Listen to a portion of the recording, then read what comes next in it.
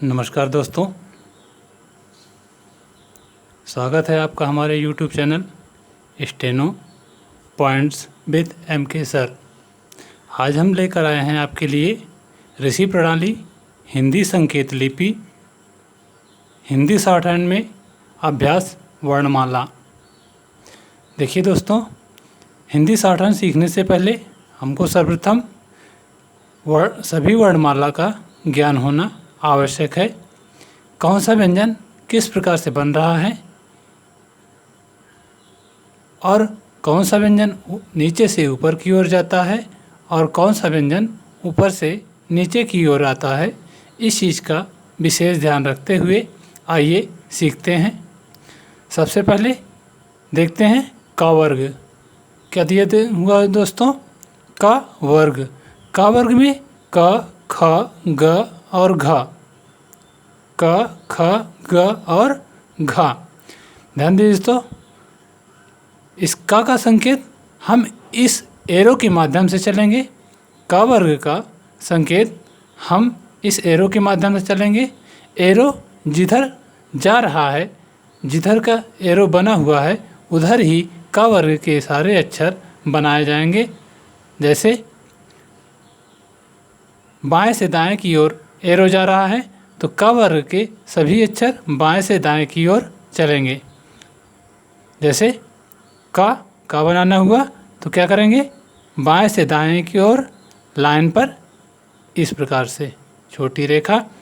फिर उसके बाद का को जब काट देते हैं, खा पढ़ा जाता है। का को थोड़ा सा डार्क कर देते हैं यानी मोटा कर देते हैं तो गा होता है, और गा को काट देते हैं तो घा पढ़ा जाता है। ठीक है दोस्तों। नेक्स्ट चावर्ग। चावर्ग में हम देखते हैं दोस्तों, ध्यान दीजिएगा, ये एरो ऊपर से नीचे की ओर लगभग 60 डिग्री यानी 60 अंश के कोण पे बन रहा है। तो इसका मतलब ये होता है कि चा वर्ग के अक्षर हम ऊपर से नीचे की ओर खींचेंगे। इस प्रकार से ऊपर से नीचे की ओर चा को काटेंगे छा, मोटा करेंगे जा, और जा को काट देते हैं तो झा पढ़ा जाता है। फिर नेक्स्ट टावर्ग। टावर्ग में क्या है दोस्तों? ऊपर से नीचे की ओर 90 डिग्री यानी 90 अंश के कोण पे ऊपर से नीचे सीधी रेखा टा को काट देते हैं ठा, और टा को मोटा कर देते हैं तो डा पढ़ा जाता है। थोड़ा सा डार्क करेंगे दोस्तों। ध्यान दीजिएगा कि कोई भी व्यंजन मोटा करने के लिए हम दोबारा से कलम नहीं चलाएंगे, और उसी पेंसिल के सहारे जब हम बनाएंगे तो थोड़ा सा डार्क यानी गाढ़ा कर देंगे। फिर जब डा को काटेंगे तो ढा पढ़ा जाता है। एक चीज़ और ध्यान दीजिएगा दोस्तों, सभी व्यंजन बराबर होने चाहिए। जैसा हम बना रहे हैं यहाँ पे वैसे ही बनना चाहिए। अगर लाइन के ऊपर बनाते हैं तो लाइन के ऊपर बनाना है, और जब लाइन पे बनाते हैं तो सभी रेखाएं लाइन पर इस प्रकार से होनी चाहिए। तो नेक्स्ट व्यंजन तावर्ग। तावर्ग ध्यान दीजिएगा दोस्तों, वक्र रेखा कहलाती है। यह दायां और बायां दो तरीके से बनती हैं। तो देखते हैं, ता फिर ता। यहाँ पे ये आपका बायां ता हो जाता है और ये दायां ता। फिर ता को जब काट देते हैं तो था पढ़ा जाता है। ता को मोटा कर देते हैं तो दा हो जाता है। धा बनाने के लिए दा को ही हम क्या करते हैं? काट देते हैं बीच से थोड़ा सा। फिर पावर्ग। पावर्ग ऊपर से नीचे की ओर 120 अंश के कोण पर लगभग ऊपर से नीचे पा को काटेंगे फा, पा को मोटा कर देते हैं बा, और बा को काट देते हैं तो भा। इस प्रकार से ये 5 वर्ग आपका इस प्रकार से क वर्ग क ख ग घ, च वर्ग च छ ज झ, ट वर्ग ट ठ ड ढ, त वर्ग त थ द और ध, फिर पा वर्ग पा फा बा और भा। आगे है दोस्तों अंतस्थ व्यंजन। अंतस्थ व्यंजन किसे कहते हैं? य र ल और वा। ध्यान दीजिए दोस्तों, यह नीचे से ऊपर की ओर जाता है, लेकिन यह के प्रारंभ में छोटा सा एक आंकड़ा बनाएंगे इस प्रकार से ऊपर की ओर, और ये एरो हम बना दे रहे हैं जिससे आपको ज्ञात हो कि व्यंजन या जो हो नीचे से ऊपर की ओर जाता है। फिर र 2 प्रकार से बनता है।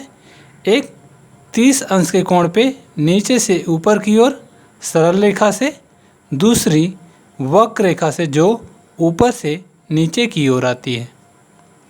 या के बाद रा, फिर ला। ध्यान दीजिएगा दोस्तों, ला को हम ऊपर भी ले जा सकते हैं और ऊपर से नीचे भी बना सकते हैं। तो ये एरो आप देखिएगा, ध्यान दीजिएगा कि किधर जा रहा है।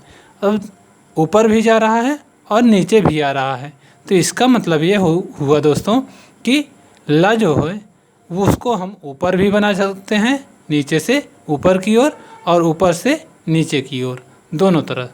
फिर आगे वा, या में जो ये आंकड़ा बना हुआ है इसको हम इसके विपरीत बना करके उसी प्रकार से या की भांति ऊपर की ओर जाएंगे तो वाह हो जाता है। फिर अगला क्रम में उस व्यंजन। उस व्यंजन आपको मालूम होगा स, ख, स और हा। दोस्तों ध्यान दीजिएगा, इस स के लिए हम स को काट भी सकते हैं, लेकिन हम यहाँ पे एक ही संकेत बना रहे हैं, तीनों के लिए एक ही संकेत इस प्रकार से वक्र रेखा के द्वारा श। दोस्तों सीटी वाला सा और खटकोड़ वाला सा के लिए इसको काटा भी जा सकता है, लेकिन आगे हम आपको बताएंगे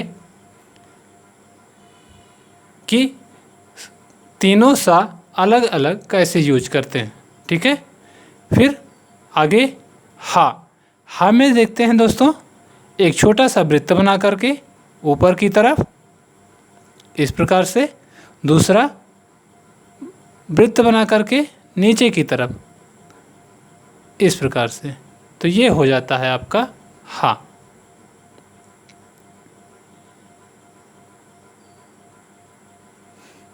ध्यान दीजिए दोस्तों, सा में हम इसको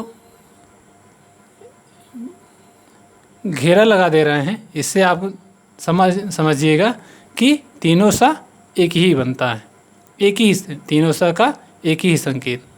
फिर आगे के क्रम में मा, वक्र रेखा से पहले अर्धवृत्त इस तरह से, फिर इसी को हम जब उलट देते हैं और बीच से काट देते हैं तो मा हो जाता है, यानी कि दोनों मा पढ़ा जाता है। इसी तरह आगे क्रम में ना, इस तरह अर्धवृत्त जब इसी को उलट करके काट देते हैं तो भी ना पढ़ा जाता है। तो इस तरह से यह दोनों ही ना पढ़ा जाता है। अंगा के लिए क्या करते हैं दोस्तों, ना को ही हम थोड़ा सा डार्क करके मोटा कर देते हैं, तो यह अंगा पढ़ा जाता है। नेक्स्ट उत्क्षिप्त व्यंजन। उत्क्षिप्त व्यंजन क्या कहलाते हैं? ध्यान दीजिए दोस्तों, दोनों बिंदी वाले जो अक्षर हैं वो आपके उत्क्षिप्त व्यंजन कहलाते हैं।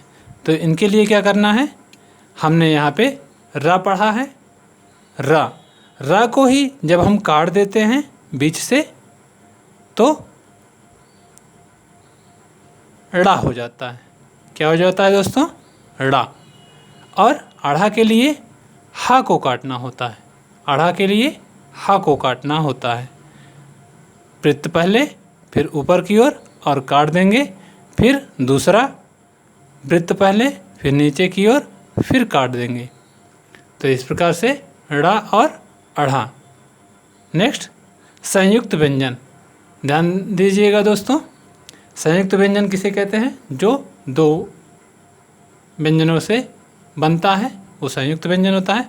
जैसे छा को कौन कौन से व्यंजन होते हैं? छा में का प्लस सा, खटकोड़ वाला, आधा का होता है, फिर खटकोड़ वाला शा होता है।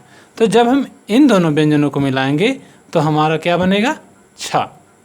फिर इसी प्रकार से त्रा, ता और रा, ता फिर रा।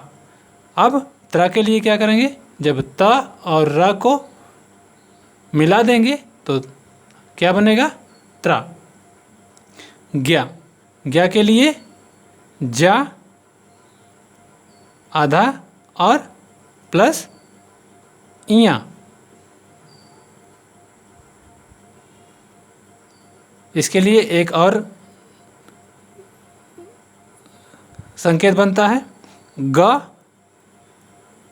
और या से, ग और या से। फिर नेक्स्ट स्रा, स्रा के लिए क्या करते हैं?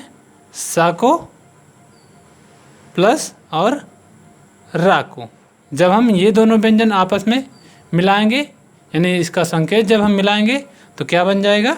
स्रा। ठीक है दोस्तों, इस प्रकार से ये रहा आपका वर्णमाला। फिर अगर हमारा यह वीडियो, यह चैप्टर वर्णमाला का अगर अच्छा लगा है तो लाइक करिए, शेयर करिए, सब्सक्राइब कर लीजिए, जिससे आगे की नोटिफिकेशन आपको मिलती रहे और आपको अच्छी तरह से जानकारी प्राप्त होती रहे शॉर्ट हैंड में।